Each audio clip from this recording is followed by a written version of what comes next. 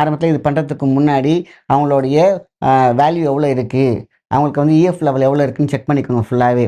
பார்த்தீங்கன்னா, இதை தட்ட வித்தின் 1 வீக்லலாம் அவங்களுக்கு வந்து பார்த்தீங்கன்னா, அந்த ஹார்ட் சீராக அமைவதை ஈஸியா பார்க்கலாம். பிளாக் கொஞ்சம் கொஞ்சமா குறைய ஆரம்பிச்சிரும். அது எப்பேர்ப்பட்ட பிளாக்கா இருந்தாலும் சரி.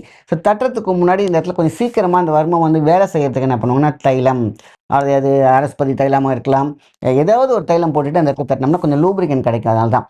ஸோ இத எந்த அளவுக்கு தட்டுறாங்களோ லெஃப்ட் ஹேண்ட் சரிங்களா? அதே மாரி ரைட் ஹேண்ட்லயும் தட்டலாம். ஒண்ணும் பிரச்சனை கிடையாது. மேக்ஸிமம் நீங்க கான்சன்ட்ரேட் பண்றது இந்த ஹார்ட் வந்து லெஃப்ட்ல இருக்கிறனால இங்கேயே நீங்க தட்டலாம். இங்க தட்ட அவங்களோட நடை, உடை, பாவனைகள் அந்த கொஞ்சம் தூரம் நடந்தாலே மூச்சு வாங்குது. எப்படி தெரிஞ்சுக்கலாம்? சார் இது தட்டுறேன். எனக்கு எப்படி அது வந்து இது சரியாகிட்டு இருக்குங்கிறது, உங்களுடைய அன்றாட நடவடிக்கையில இருக்கக்கூடிய நடை. கொஞ்சம் தூரம் நடந்தாலே எனக்கு மூச்சு வாங்குது. ஆ நல்ல தூக்கம் தூக்கமா வருது அப்படின்னு நினைக்கிறவங்கலாம் இத பார்த்தீங்கன்னா, பிரிஸ்க் ஆயிட்டு வரத கண்கூடாக பார்க்கலாம். அவங்க அதர் மெடிசின்ஸ் எடுத்துக்கிட்டே வரும்போது, இத காலையில எந்திரிச்சோனே காலையிலே இல்லைன்னா ஈவினிங் 2 டைம்லயும் என்ன பண்ணுவீங்கன்னா, இந்த அளவுக்கு லைட்டா இப்படி கைய லூஸ் வச்சுட்டு, இந்த கைய வந்து இப்படி டேப் பண்ணிக்கணும். அவ்வளோதான். இந்த சவுண்ட் பார்த்தீங்களா, இந்த குழந்தைங்க இந்த கிளாப்ஸ். இப்படி அடிக்கிறதுக்கு ஒரு சவுண்ட் இருக்கு. இப்படி அடிக்கிற சவுண்ட் இருக்கு. இந்த குப்பிங் மெத்தட்ன்னு சொல்லுவாங்க. இப்படி தட்டும்பொழுது ஆட்டோமேட்டிக்கா என்ன ஆகும், அந்த பிரஷரும் உள்ள போய் அந்த மர்ம புள்ளியை இயக்கும்.